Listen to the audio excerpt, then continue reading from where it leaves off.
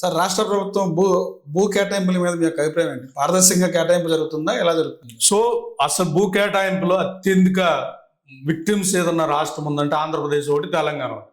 2013 భూసేకరణ చట్టం ప్రకారం ఒక భూమి తీసుకోవాలంటే సోషల్ అసెస్మెంట్ ఇంపాక్ట్ చేయాలి. దాంతో కాంపన్సేషన్ 4 రెట్లు వస్తాయి. వాళ్ళు చాలా రైతులు చాలా ప్రొటెక్షన్ చేసింది 2013 భూసేకరణ చట్టం. ఆ చట్టం ప్రకారం ఏదైతే అగ్రికల్చర్ ల్యాండ్లు తీసుకోకూడదు, ప్లస్ ఆ తీసుకునే పర్పస్ ఆఫ్ ల్యాండ్ కూడా ఇచ్చేది కూడా చాలా వాల్యూ, చాలా బ్యాక్గ్రౌండ్ చూడాలి.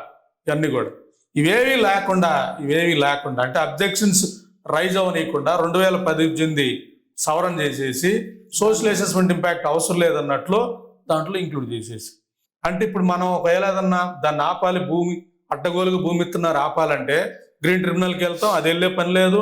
సోషల్ అసెస్మెంట్ ఇంపాక్ట్ ముందే పెట్టేసావు జీవోలో, అంటే సోషల్ అసెస్మెంట్ ఇంపాక్ట్ లేదని చెప్పేసావు మొత్తం. సో రైతుకి నేను 10 లక్షలు ఇస్తానంటే 10, 5 ఇస్తానంటే అది, 20 ఇస్తానంటే ఇది, లేదా అసలు ఇవ్వనన్నా కూడా రైతు సో కళ్ళు మూసుకొని వెళ్ళిపోయే విధానం. అంటే ఇలా రైతుల దగ్గర భూమి తీసుకొని ఆ భూమిని తమ బినామీలకు ఇచ్చుకునే విధానం అంటే దొంగలే ఇళ్ళు. అంటే రైతుని ఇంకో చెప్పాలంటే వ్యవసాయాన్ని వదిలేయటానికి కూడా కుట్రప్పుడే నాకు అర్థమవుతా ఉంది. ఈ వ్యవసాయం లాభసాటికుంటే భూములు ఏరు కదా రైతులు. సో ఈ వ్యవసాయం లాభసాటి భూములు ఏరు కదా, వ్యవసాయాన్ని ఇట్లాగే వదిలేసుకుంటూ వెళ్ళిపోయి ఆత్మహత్యలు పెరిగిపోయి భయపడి గ్రామాల్లో పిల్లనివ్వకుండా వాతావరణం అంటే ఆబ్సెంట్ ల్యాండ్ ఈజ్ ఓన్లు అయిపోతారు అందరు కూడా. అంటే భూమి వ్యవసాయం చేయకుండా బయటకు వెళ్ళిన వాళ్ళు ఉంటారు కాబట్టి వాళ్ళు చచ్చినట్టు భూములు ఇప్పుడు కూడా జరుగుతుంది. అది భూసేకరణలో ఎక్కువ భూములు ఇవ్వడానికి ముందుకు వస్తుంది ఎవరంటే వీళ్ళే. అంటే భూమి ఉండి బయట ఉన్నోళ్లే భూమి ఇచ్చే పరిస్థితి. ఇలా ల్యాండ్ బ్యాంక్ తీసేసుకోవచ్చు హ్యాపీగా. మొత్తం రాష్ట్రంలో ఉన్న భూమి అంతా కూడా ఒక పూల్ క్రియేట్ చేసి ఒక భవిష్యత్తులో మనం తినే తిండి కూడా కార్పొరేట్ల దయాదక్షిణ్యాల మీద ఆధారపడ్డప్పుడు పాత రాచరికం వస్తుంది. ఎందుకంటే రాచరికం రోజులో ఈ చెరువు కింద ఉన్న పొలం అంతా కూడా రాజుకి ఉంటుంది. ఆ రాజు ఫుడ్ పెడితేనే మనం బతకాలి. ఎందుకు సిస్టమ్ అంటే ఈ ప్రజలకి ఎదిరించే శక్తి, మాట్లాడే స్వతంత్రం ఉండకూడదు, కోల్పోతారు. ఎందుకంటే వాళ్ళు కావాలి అది. సో వీళ్ళు కోరుకుంటుంది కూడా అదే. అంటే అది రాచరికం నుంచి ఇది నయా రాచరికం. ఈ వ్యవసాయం తగ్గిపోతే రేపు తినడానికి కూడా ఇబ్బంది అయిపోతుంది. తినడానికి ఇబ్బంది అయినప్పుడు ఆహార ఉత్పత్తి ఉండదు. సో వీళ్ళంతా వీళ్ళ మీద ఆధారపడాలి కదా. వీళ్ళ పొలంలో వీళ్ళే కూలీలుగా అయ్యే పరిస్థితి వచ్చినప్పుడు రేపు ఆ ప్రాంతం అంతా కూడా అదాని చెప్తే తినాలి, లేదా అంబానీ చెప్తే తినాలి, లేదా కొత్తగా విశ్వేశ్వరరెడ్డి చెప్తే తినాలి, లేదా ఇంకొక జమ్మర్కుట్ రెడ్డి చెప్తే తినాలి. సో ఇవన్నీ కూడా నేను చెప్పే విధానం ఏంటంటే ఒక రిసోర్సెస్ ని, పేదల్ని కంట్రోల్ చేసే మెకానిజంతో ప్రజాస్వామ్యం చచ్చిపోయింది. సో ఆ ప్రజాస్వామ్యాన్ని పునరుద్ధరించడానికే చైతన్యం చేసి గ్రామాల్లో తిరిగి డబ్బులు మద్యం పంచకుండా ఒక్కరమన్నా అసెంబ్లీకి వెళ్ళగలిగితే, ఆంధ్రప్రదేశ్ అసెంబ్లీకి ఒక్కరన్నా మా లాంటి వాళ్ళు వెళ్ళగలిగితే ఎస్ ఇది మేము చెప్పగలిగే విధానంతో మా పార్టీ ఆ లైన్లో పనిచేయాలి. ఎందుకంటే మేము నిన్న గుజరాత్లో కూడా గెలిచాం. మేమే డబ్బు పంచలేదు, మతం పంచలే, కులం మాట్లాడలే, మాట్లాడలే. గోపాల్ ఇటాలే మాట్లాడేది రైతుల సమస్యలు, వాటి మీద వాళ్ళ ఉద్యమాలు. సో ఇదే విధానంతో మేము ప్రజల అసెంబ్లీకి వెళ్ళగలిగితే ఈ సిస్టమ్ నుంచి బయటపడేయగలుగుతాం అనేది ఒక లాంగ్ స్ట్రాటజీతో, దీర్ఘకాలిక ప్రయోజనాలతో పనిచేస్తున్నాం అనేది చెప్పదలుచు. సార్ ఇప్పటికే ఆంధ్రప్రదేశ్లో రాజధానికి 39,000 ఎకరాల భూములు ఇచ్చారు రైతులు. దాదాపు ఇచ్చి కూడా 11 సంవత్సరాలు అవుతుంది. మరలా ఇప్పుడు అదే భూసేకరణ పార్ట్ 2గా అమరావతిలో భూసేకరణ చేస్తున్నారు. 20,000 ఎకరాల భూములు కావాలి, ఇంటర్నేషనల్ ఎయిర్పోర్ట్ కడతాము, దాంతోపాటుగా రైల్వే స్టేషన్ కడతామని చెప్పి అంటున్నారు. 20,000 ఎకరాలు చెప్పారు. దాని మీద మీ అభిప్రాయం ఏంటి? మీ పార్టీ అంటుంది రెండో దశ మూడో దశ కూడా ఉంది. మూడో దశ అంటే ప్రజెంట్ రెండో దశ అని చెప్పి రైతులు ఆందోళన. అంటే మీరు చెప్పేది రెండో దశ, నేను అంటుంది మూడో దశ కూడా ఉంది. ఇంకా అడ్వాన్స్, అంటే ఇంకా అడ్వాన్స్ లెవెల్ ఏంటంటే ఈ భూమి అంతా తీసేసుకుని మొత్తం ల్యాండ్ పూల్ క్రియేట్ చేసి, సో ఈ భూమి ఏదైతే ఉందో దీన్ని మన గౌతమ్ అదానీకో లేదా అంబానీకో వీళ్ళకి మనం ఇచ్చగలిగింది. ఇది ఒక పెద్ద వ్యాపారం. ఎందుకంటే ఒక అమరావతిలో ఈరోజు ఎకరా 2 కోట్లు ఉందనుకోండి, 2,000 ఎకరాలు ఇస్తే 4,000 కోట్లు ఒక వ్యక్తికి ఇచ్చినాడు.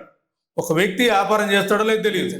4,000 కోట్ల కార్పొరేట్కి ఇస్తే మన వాటా 30% వచ్చిన 4,000 కోట్ల నుండి 30% 1,200 కోట్లు. అంటే ఎవరు భూమి, ఎవరు వ్యాపారం చేస్తా ఉన్నారు? సో ఏం జరుగుతా ఉంది ఆంధ్రప్రదేశ్? రైతు అలాగే ఉండిపోతున్నాడు. సో రైతు అలాగే ఉంటున్నాడు, ఇంకా రైతు మీద ఆధారపడ్డాడు. ఇప్పుడు రైతు అన్న మీరు భూసేకరణ ల్యాండ్ పూలింగ్ వల్ల వాళ్ళ రేటు పెరిగింది. రైతు ఏమి, భూమి ఉన్నోళ్ళు ఏమి కొంత ఓకే. నేను అంటున్నా అసలు దీని మీద ఆధారపడి వ్యవసాయ కూలి చేసేవాళ్ళు ఈరోజు తాడికొండలో భూసేకరణ చేశారు. పెనుమాక ఉండవల్లిలో పనిచేసిన రైతు కూలీలు ఉన్నారు, వాళ్ళకి రేపు పోద్ది. వీళ్ళంతా ఎక్కడికి వెళ్తున్నారు? ఇప్పుడు మా అమరావతి దగ్గరికి వెళ్తున్నారు, అంటే ధరణికోట ఆ ప్రాంతంలో వెళ్తున్నారు. ఇప్పుడు రెండో పేజీలో ధరణికోట కూడా తీసేసుకున్నారు అనుకో, సత్తెనపల్లి వెళ్తారు. మూడో పేజీలో సత్తెనపల్లి తీసుకున్నారు అనుకో, అడక తినాలి వాళ్ళు. ఇప్పుడు సెకండ్ ఫేజ్ లో పెదపరిమి, వడ్లపూడి, కాకర్ల ఏరే జరుగుతుంది. సో ఇది నేను అంటుంది అదే, రెండో పేజీలో ఫస్ట్ ఫేజ్ తీసుకున్నప్పుడు ఈ రెండో ఫేజ్ వచ్చి వ్యవసాయ కూలీలు పని చేస్తున్నారు. అంటే మీరు వెళ్ళి కనుక్కుంటే తెలుస్తుంది ఆ ఊళ్ళు. ఇప్పుడు ఈ రెండో ఫేజ్ తీసుకున్నాడు అనుకో, మూడో ఫేజ్ సత్తెనపల్లికి వెళ్తారు. మూడో ఫేజ్ కూడా తీసుకున్నారు అనుకో, వీళ్ళు మొత్తం కూడా రైతులందరూ కూడా ఒక్క మని చెప్తున్నాను, ఈ రైతులు పాపం రైతు కూలీలు చేసి ఎవరికి ఉద్యోగాలు రావు.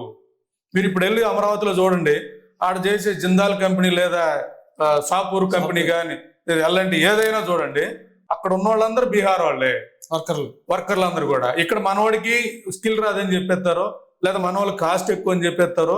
మన వాళ్ళు ఒక్క ఎంప్లాయ్ అక్కడ ఉన్నా నేను ఒప్పుకుంటాను. కంపెనీలు ఏదైతే వస్తున్నాయో అవి లోకల్ వాళ్ళకు ఉపయోగపడినప్పుడు వ్యవసాయం తాలూకు ఆధారపడే వర్గాల్ని డిస్టర్బ్ చేయకుండా అభివృద్ధి చేయడం అనేది ప్రభుత్వ బాధ్యత. అది మర్చిపోయి రైతుల భూములు తీసుకెళ్లి వాళ్ళకి ఇస్తూ నేను ఒక ఇంటర్నేషనల్ నగరాన్ని క్రియేట్ చేయండి. నేను అనేది అవుటర్ రింగ్ రోడ్ క్రియేట్ చేయండి. ఇప్పుడు ఎలాగో రాజధాని తీసుకున్నారు, దాన్ని డెవలప్ చేయండి. దాన్ని సరిపోతుంది. మీకు సెక్రటరియట్కి అవసరమైన అన్నీ సరిపోతాయి, మీరు ఎవరికైనా ఇవ్వాలనుకున్న అన్నీ సరిపోతాయి. దాంతో ఆ ప్రాంతం అభివృద్ధి చెందుతుంది. అభివృద్ధి చెందినప్పుడు కొనుక్కోమన్నాడు కంపెనీలని. అదాని కొన్నాడు అనుకోండి, కొనుక్కోమను. హైదరాబాద్లో మీరేమంతా పూల్ చేసి ఇవ్వలేదు కదా. మరి మీ పొద్దుగూలు హైదరాబాద్ మోడల్ చెప్తా, అక్కడ మోడల్ని మళ్ళీ కన్ఫ్యూజ్ చేస్తా. అందరికి అదే చెప్తున్నారు, నేను హైదరాబాద్ అభివృద్ధి చేశాను, నేను హైదరాబాద్ అభివృద్ధి చేశాను. మరి హైదరాబాద్లో ఇంత ల్యాండ్ పూలింగ్ చేసి అభివృద్ధి చేయలే. మీరు జస్ట్ ఒక సైబర్ టవర్స్ కట్టారు, మిగతా ఎవడు పాటుకోళ్ళకి అనుకున్నారు. ఎట్లు కూడా ఆడే చేయమంటున్నావు. వడ్డే శోభనాధీశ్వరగా చెప్పేది అదే కదా. ఇక్కడ డెవలప్ చేసి వదిలేస్తే డెవలప్ అవుతా ఉంటది. ఎయిర్పోర్ట్ కడతా, 5,000 ఎకరాల ఎయిర్పోర్ట్ కడతా ఉన్నారు. 10,000 ఎకరాలతో కడతావు. ఎందుకంటే అత్త సొమ్ము అల్లుడు దానం అన్నట్లు. సో మీరు అనుకున్న విధానానికి ₹1 పెట్టుబడి పెట్టాలి. మరి 10,000 ఎకరాలు ఇంటర్నేషనల్ ఎయిర్పోర్ట్ పెడితే మరి బడ్జెట్లు ఎంత పెట్టావు? 500 కోట్లు కూడా పెట్టలా. అంటే 500 కోట్లు బడ్జెట్లో పెట్టకుండా 10,000 ఎకరాలు ఇంటర్నేషనల్ ఎయిర్పోర్ట్ కడతానంటే ఎలా కడతావు? అంటే ఏది చెప్తే వింటాం. జనాలకి మనల్ని నమ్మేవాళ్ళు ఉన్నారు, మనల్ని మోసం మీడియా ఉంది, ఏది చెప్పినా నడిచిపోద్ది.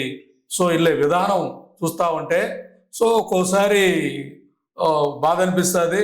ఒక్కోసారి పిచ్చి బట్టి వీళ్ళు మాట్లాడుతున్నారా, లేదా మనల్ని పిచ్చోళ్ళు అనుకొని మాట్లాడుతున్నారా అనేది కూడా మనకు ఒక అనిపిస్తూ ఉంటుంది.